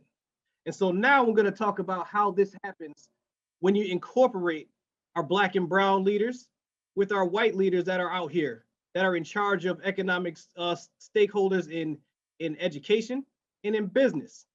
We want to make sure that we break the norms that are in the Black community, that when you hear about a Black person, you don't think that they have poverty in their mind, that they are single parents, that drug infested and everything that comes from them is something of poverty and pain. Every Black person doesn't have the same story. Some have a silver spoon, some have privilege, and we expect them to be better at bringing back those resources to their community. But we got to make sure that we welcome them from the Black community and outside. When we go to grooming our Black men and women, we don't expect a handout. We don't expect anyone to feel sorry for us. We are capable of being our own leaders. What we do need is the doors to be open and broken down. We need the systemic racism and the systemic racist policies and procedures that are put in this country to be taken down. That cannot be done with us alone. We need our white counterparts to stand beside us, not to fight our fights, to stand beside us and make sure that our voices are heard when we are blocked out. This is only going to happen is if we fight together. When our Black and brown students are walking across campus, we do not need them to be judged and chastised or have fear put upon them. We do not need the police called upon them because they're sitting down trying to have a snack. We want to make sure that they are welcomed and looked at as a prized possession of educated Black young men and women that want to succeed. Now, just recently, I was going to just talk about that, but something came across the airways on Fox News that really has turned my eye because it's put a black spot, a dark spot on our community and city of Springfield. Tucker Carlson from Fox News started talking about a racist issue that happened at Smith College, one of the sister colleges in our Western Mass, and depicted it as Springfield being the issue, calling Springfield one of the most toughest cities in the country, that as manufacturing died, so did Springfield. We are filled with drugs, violence, impoverished immigrants, and so on. We are a tragic place, but it's also a living metaphor of what Black communities are. This is the false narrative that many conservative white people have about Black communities, about Black people. The narrative is completely wrong. I implore Tucker Carlson to take his behind to Springfield, Massachusetts and get a tour and see how powerful we are as a people. Instead of looking on the outside, thinking that you know how the city of Springfield is. Yes, we do have issues like any other city in the city of Springfield, in the country. But because of our issues, we face them head on. Yes, we deal with systemic racism. Yes, we deal with doors being closed on us. But we also have a melting pot in the city of Springfield that is loving and caring and people that stand side by side to make it happen. When George Floyd was murdered, there were peaceful protests in the city. Black and white and brown, black and brown stood together. And the one question that I had, the best that I heard from my white counterparts was, what can I do to help you? Not let me fight your fight for you. We are strong as a people. We are educated and we are ready to take on that leadership role. So when I talk about bridging leadership in the Black community, that means that we have the growth of our youth, that we send them off to be better. And then we welcome them back to our cities with a true succession plan. And that is my calls to action. And to everyone on this call, please understand that we are ready, our young people are ready, and their doors need to continue to be open. Thank you. Thank you. Sister Melinda. Thank you, Nadia, for your introduction. And I'm not very happy that I had to follow Keyshawn, but thank you. Powerful statements, Keyshawn. Deep river, my home is over Jordan.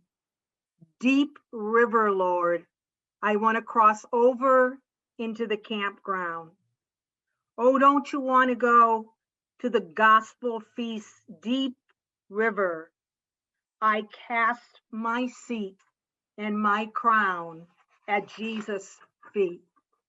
The song Deep River was first appeared on music sheets in 1876. The unknown author's music was published in that same year, 1876.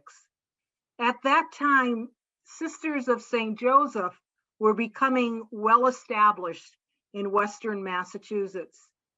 The song Deep River, the melody, is an eschatological meaning. The song is filled with hope, slow, methodic hope. In 1876, Sisters of St. Joseph were walking into the deep river.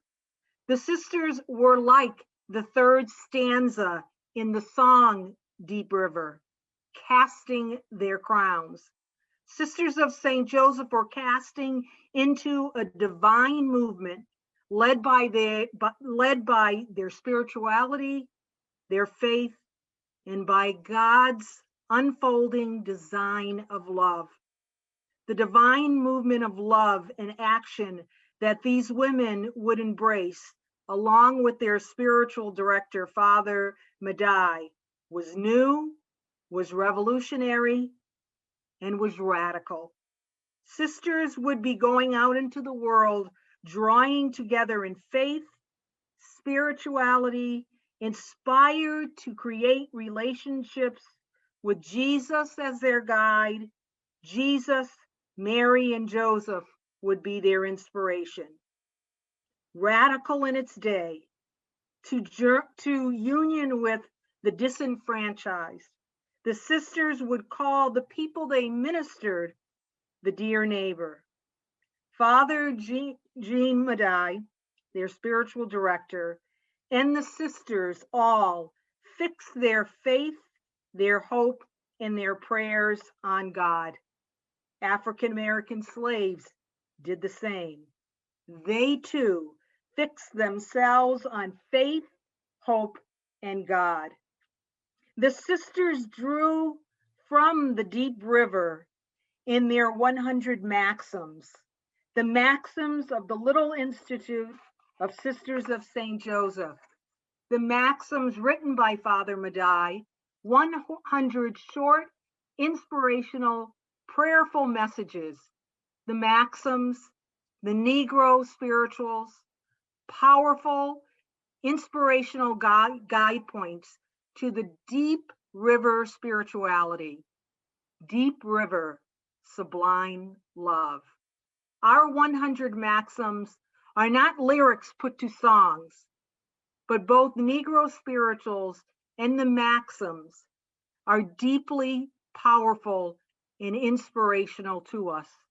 They are both as alive as they were yesterday and are still alive today. They are a reminder of the transcending, transformative love of God. What does that mean? Transcending, transformative love. An excerpt from the Sisters of St. Joseph's consensus statement: stimulated by the Holy Spirit of love and receptive to God's inspiration, a sister of St. Joseph moves always towards profound love of God. Black slaves were also stimulated by the same spirit to seek God first, to embrace God's deep river love. An excerpt from our consensus statement reminds me that in everything I do, in every social justice stake I take, I am led by the Spirit. In the lyrics of the song Deep River, slaves sang, God is like a deep river and God is my rock. Sisters, our institutions, our foundations, our association are led by the same legacy of those deep rivers, to walk always in truth with God, the gospel movement with God every day. The Little Institute of Love is the legacy we should all stand by. It is our deep river experience. Deep river is our relationship with God, his son, Jesus Christ. Do we each today have the strength to be radical, to be in union, to imitate Jesus? What will draw us into turning the tables like Jesus did? Mark 11:15-18. Will we continue to speak out for justice? Deep river experiences require deep and abiding faith. It is never easy. It is like swimming against the current. Crossing over into the river of the unexpected, the deep, cold reality that your path will never be easy. The path that the sisters of the past took was never easy. Will we take it? Will it be difficult to turn tables over in the temple today? Will we continue to be resilient and committed by heart? Our legacy. Sisters of St. Joseph went to the gallows during the French Revolution. Slaves embraced horrific conditions too. Sisters of St. Joseph and slaves wade in the water because God's gonna steady the water. A Negro spiritual called Wade in the Water. If we are deeply rooted in the gospel, we will preserve. We move with the Spirit. We tell the truth. We forge on, and God steadies the water. Our past teaches us that God will steady everything. Deep river, I cast my crown at Jesus' feet. From the song and from our history, Maxim 7, in the manifestation of zeal, characteristic of your humble vocation, imitate the fervor of this most zealous and embrace and desire the salvation and the perfection of the whole world. With fervor, slaves sang their songs, casting their faith on the gospel. With the same fervor, Sisters of St. Joseph have for centuries been chosen to do the same. How have they cast and how do we cast our legacy? Agape love.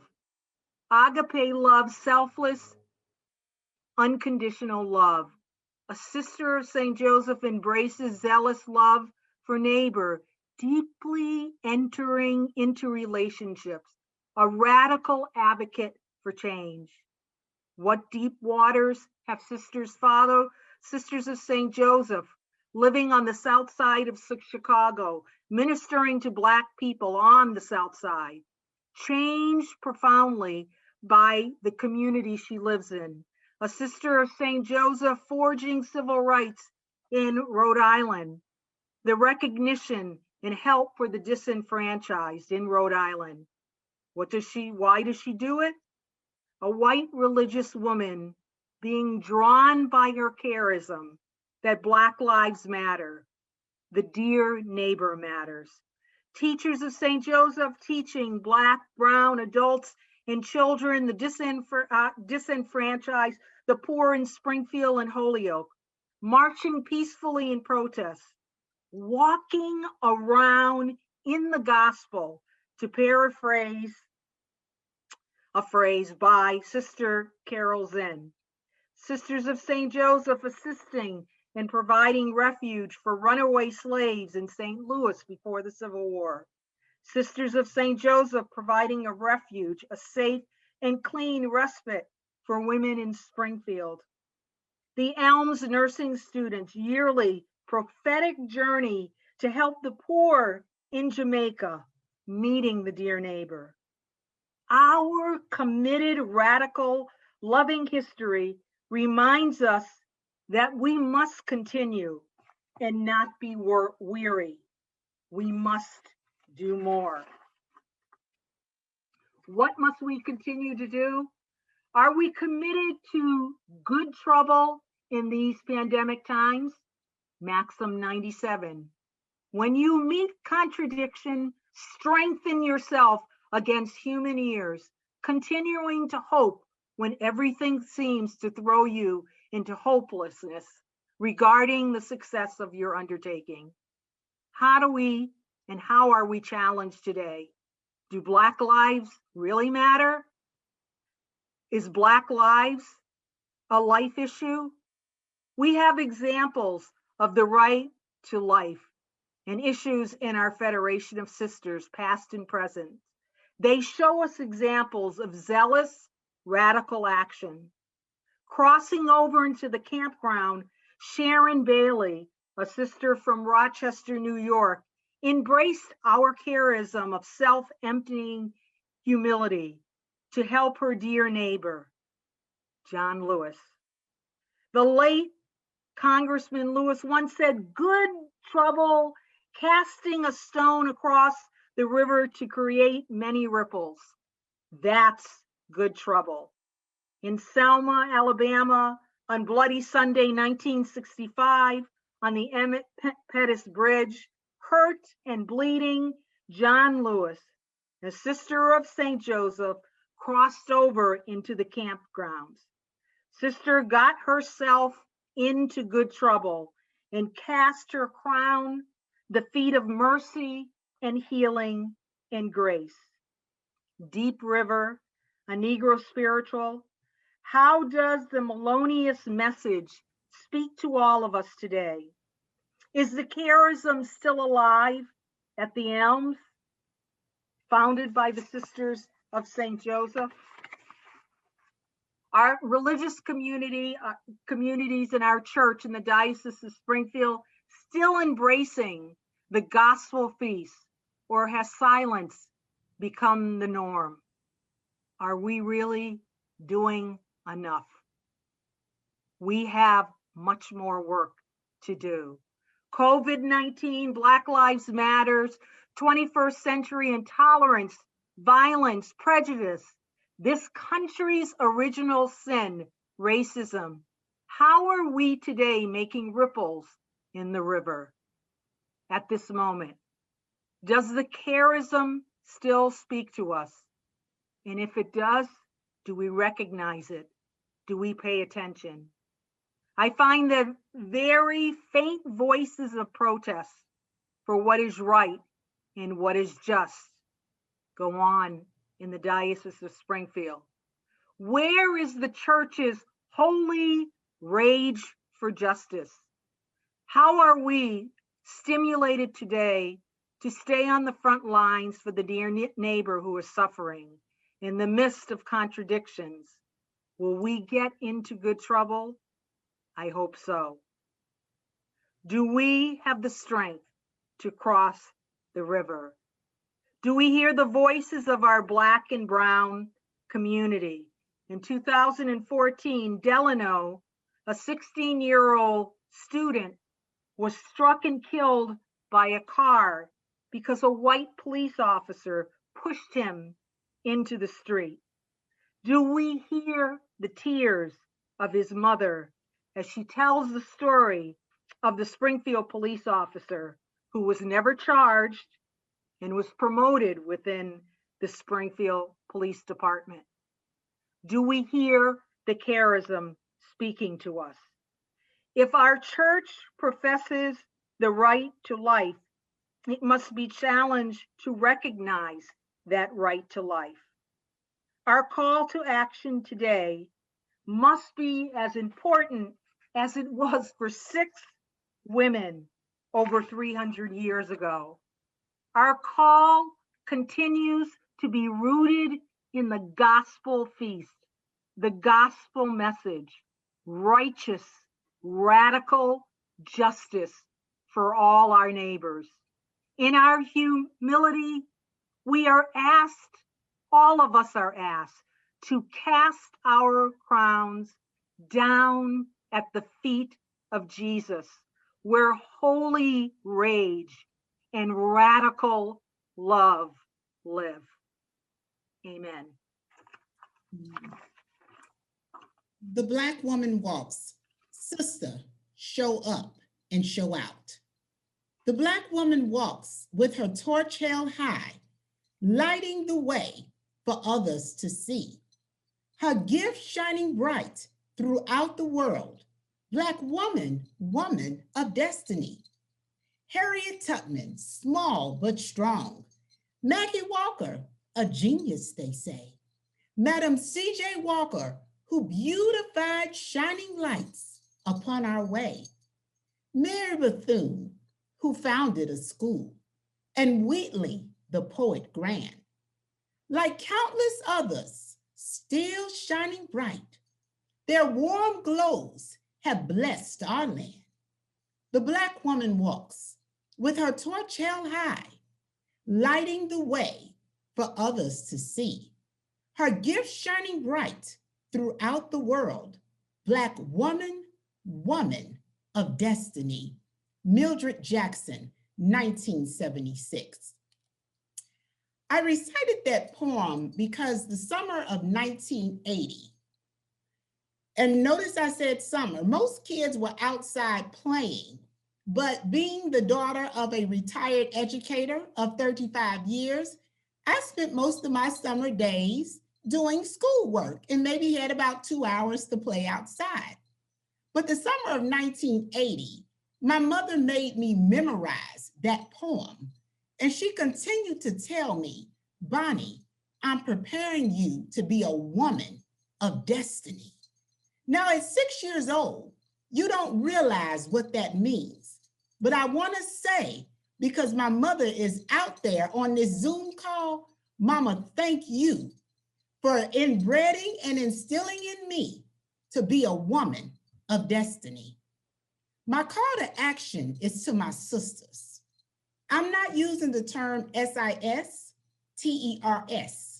I'm using the term SIS-TAHS. According to Webster, a SIS-TER sister is a female who has one or both parents in common with another. Now that just sounds boring. So I looked at the Urban Dictionary and I found SIS-TAH, and it's a female who you can count on throughout all times. In her truest sense, she is one who will never turn her back on you. She knows you are not perfect and together, and you do what you can do to improve. A real sister is family. A connection with her is based on mutual love, respect, and consideration. A sister has your back and you have hers. She gets it. There's no need to strain and explain a true sister. Now, sisters, I want to first discuss your existence and your presence. How you show up in a space is everlasting to a person's impression of you. A savvy woman is a woman of presence and purpose.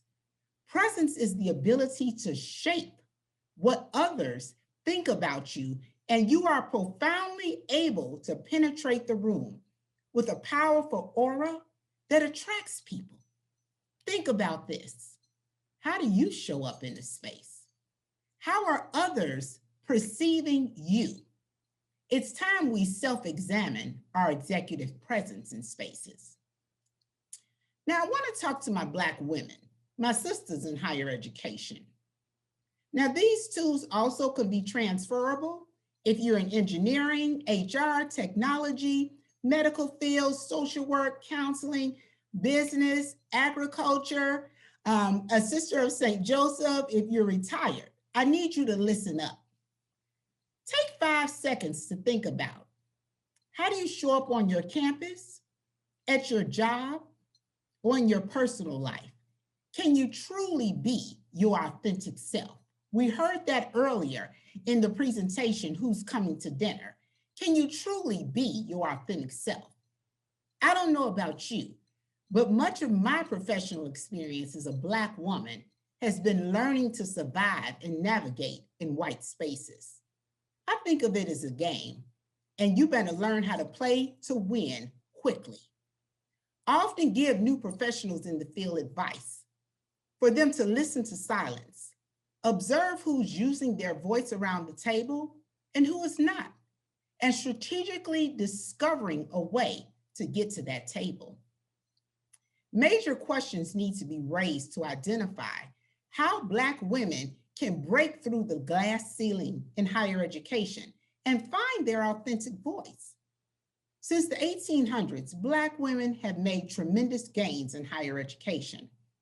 However, there remain several obstacles and barriers regarding career satisfaction, professional development, advancement, and mentorship opportunities. During slavery, Black women were not allowed to read or write. Education was also deemed unnecessary for Black women. However, despite this prohibition, people like Mary McLeod Bethune, Mary Jane Patterson, Lucy Diggs Slowe, Anna Julia Cooper, Lucy Lanny, and Fanny Jackson Coppin forged the way to put themselves through education and educate others. Chaz mentioned earlier about the first Black woman to graduate. Well, Oberlin College in Ohio is cited as the first college in the United States to admit Black women. Mary Jane Patterson was the first official Black woman graduate, and she earned her bachelor's degree in 1862. How are we making our ancestors proud? Have you ever wondered why Black women experience the double whammy of race, ethnicity, and gender? Have you ever had to experience the undesirable characteristics of being overlooked for a promotion or an advancement, stereotyped and discriminated against? My sisters, it's 2021, and many Black women in higher education still face barriers in the workplace. According to Blakedale 2014, many researchers suggest problems for Black women stem from the issues of perceptual bias that provide resistance to women's intellectual capacities of being used at their full potential. At the intersection of racism and sexism, 1, there's an underrepresentation and isolation leading to tokenism. 2, there's a lack of power and respect leading to the lack of influence and authority. 3, prejudgments of inability, incompetence, and overly demanding families. And 4, sex segregation of work and gender spillover, leading to inequities in advancement, promotion, and pay at male-dominated institutions. While not always blatant, these stereotypes are present and persistent nonetheless. According to Howard and Hamilton, 2009, these stereotypes and inequities continue to exist and create barriers as Black women work towards gaining educational and economic equality. Since more women are occupying positions of leadership in our society, the prevalent question has shifted from whether or not women can lead to how effectively they lead. Northhouse, 2007. Why is this even a question? So let's talk about, again, how we show up. Sisters, I wish we had time to personally discuss these questions. I'm asking, but I want you to think about. Think about some visual images, I'm going to say. And what is your first thought? Ain't Your Mama, Oprah Winfrey, Medea, Kamala Harris, the Black maids in the movie The Help, Coretta Scott King, Aunt Esther from Sanford and Son, Shirley Chisholm, Monique from the movie Precious. How you show up is critical. You have to monitor your surroundings and the space you're in. Honestly, if you look into a mirror, what reflection do you see? Now, I need you to stop looking at the external. Oh, my hair looks good. Oh, I don't have any acne today. And these jeans are sharp. I challenge you to look internally. Those internal views can be hard because this is where we bury and hide things people can't see. My sisters, if you're getting feedback from more than one person about your appearance, your attitude, your nonverbals, just to name a few, you need to take a harder look at that reflection. It's something within you. Everybody will not have that same problem or concern. Think about what has been your experience in comparison to white women.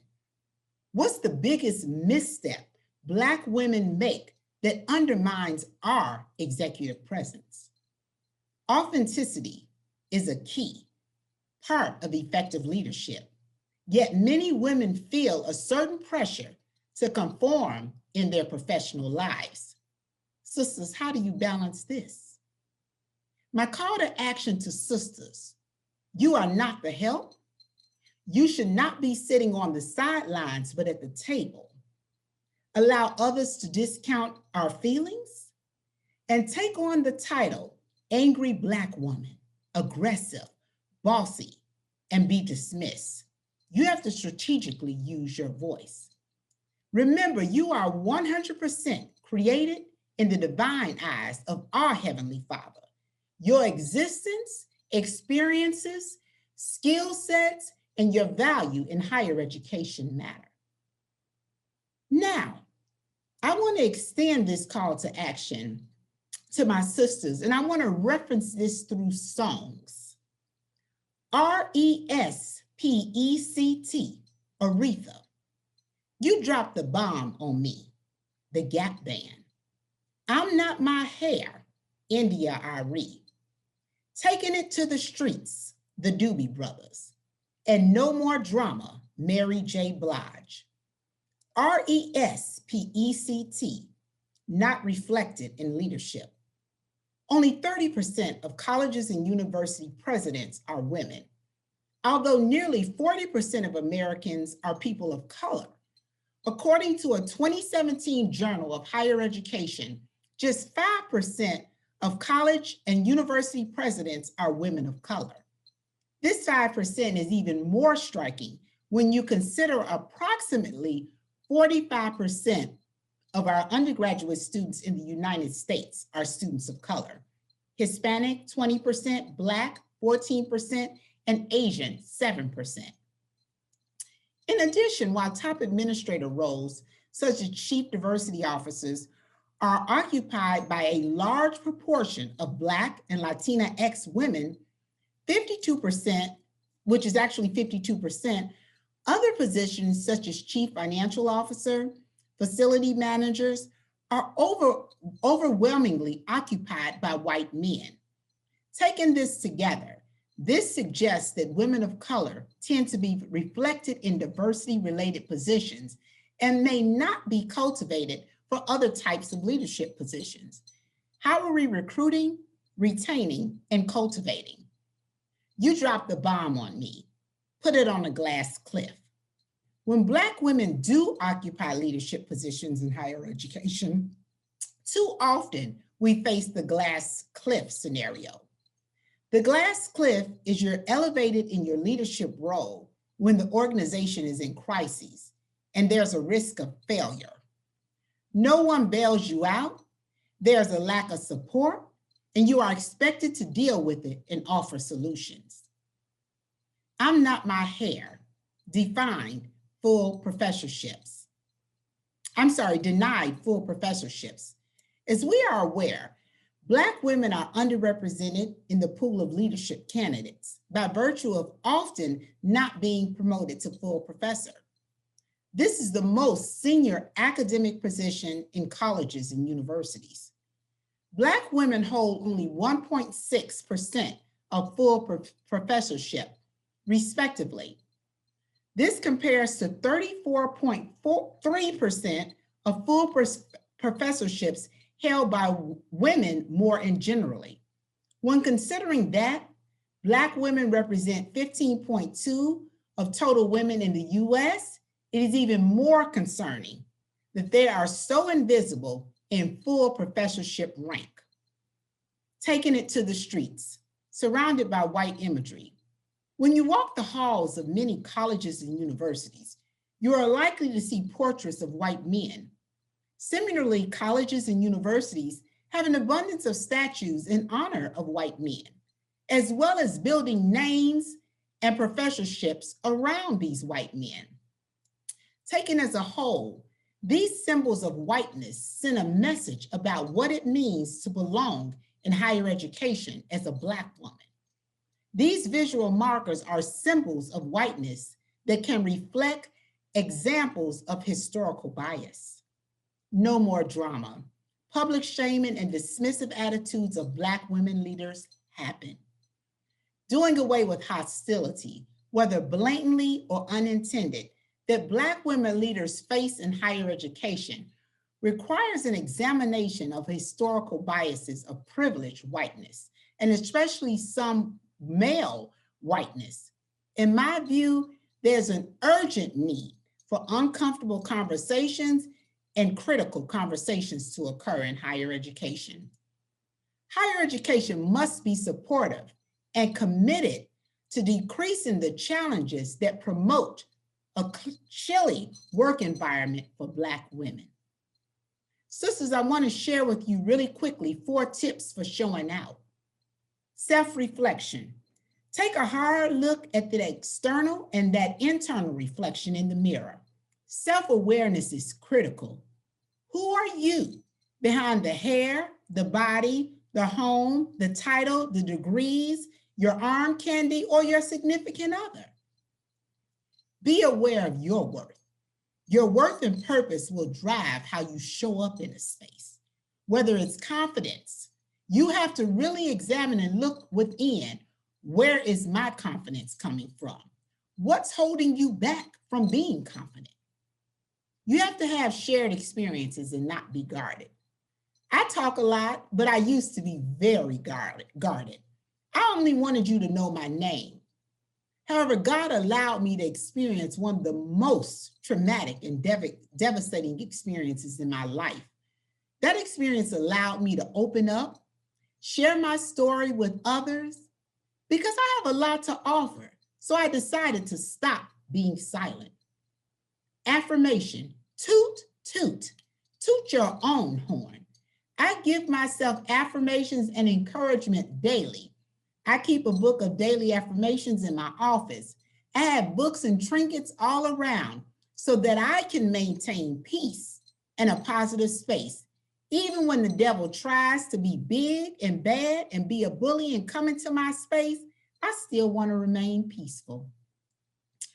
Remember, avoid falling into judgment of others and move beyond the first 30 seconds, where research shows we make critical judgments about intelligence, integrity, and trustworthiness. As I close, I want to share a reminder. Presence is the ability to share space with others and profoundly penetrate the room with a powerful aura that attracts people. Be intentional about how you show up. A Room Full of Sisters by Mona Lake Jones. A room full of sisters like jewels in a crown, vanilla, cinnamon, and dark chocolate brown. Now picture yourself in the midst of this glory as I describe the sisters who are a part of this story. They were wearing purple, royal blue, and all shades of red. Some had elegant hats on their heads.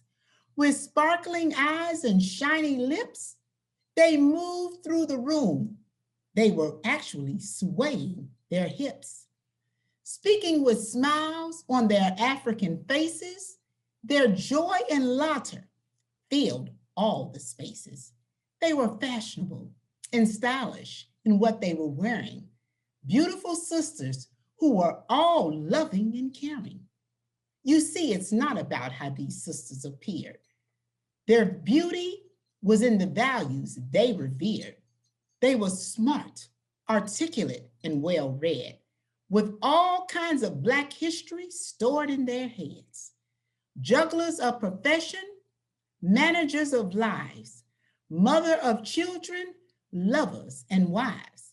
They were good-hearted and kind, reaching out to others, giving back to the community, and supporting our brothers. All these sisters had struggled the path, suffered from prejudice, and endured the wrath. But they brushed off their dresses and pushed on the door, and they came back stronger than ever before. Now imagine, if you will, the essence and thrill as you stand feeling proud in the heart of this crowd, the sojourner troops of today, still out front blazing the way. A room full of sisters like jewels in a crown, vanilla, cinnamon, and dark chocolate brown. God bless each of you, and thank you. Now we're going to move into our closing part of this presentation, but I first want to thank Keyshawn and Sister Melinda. You dropped some nuggets and some seeds on us that will be embedded in our souls, and I just want to say thank you to each of you. So as we close, we want to give you an opportunity to share. We hope something said today touched your soul, and you can carry this seed with you. We want to give you an opportunity to place an affirmation in the chat. An affirmation is an act of confirming something to be true. My daily affirmation that I tell myself is I'm 100% designed by God. My existence and my purpose is no mistake. Please take a moment to share an affirmation in the chat feature. Hold true to yourself and believe what drives you.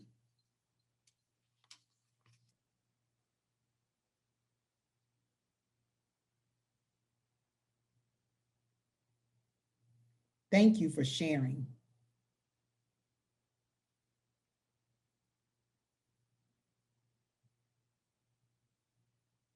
We must forward in love and action and in every sphere where we have influence. I will trust myself. I trust the God within me. I trust the process.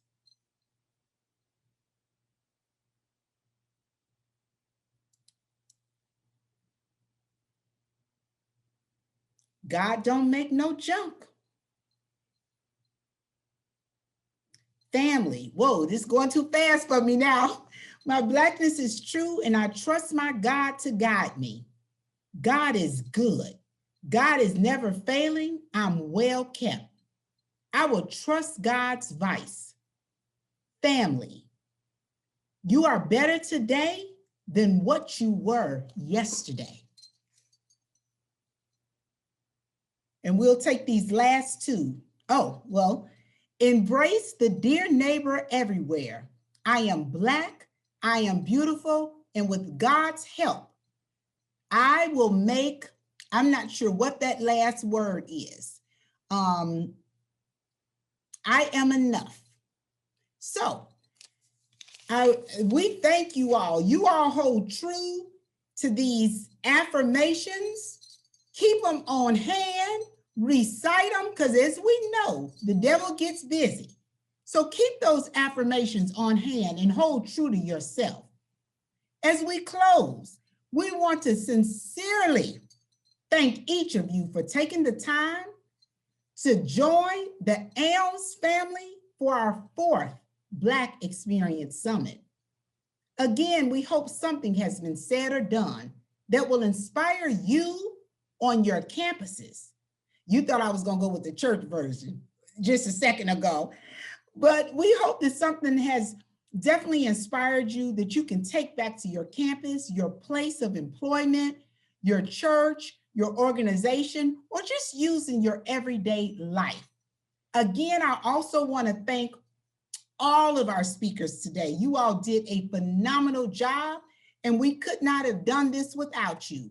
I want to thank my 2021 committee for definitely dealing with me for these last, 4 or 5 months. So I want to say thank you. And I want to thank Dr. Dumais for having the vision to incorporate a Black Experience Summit here at ALMS College. So again, I want to say thank you. God bless each of you and remain encouraged. Have a good weekend and be safe.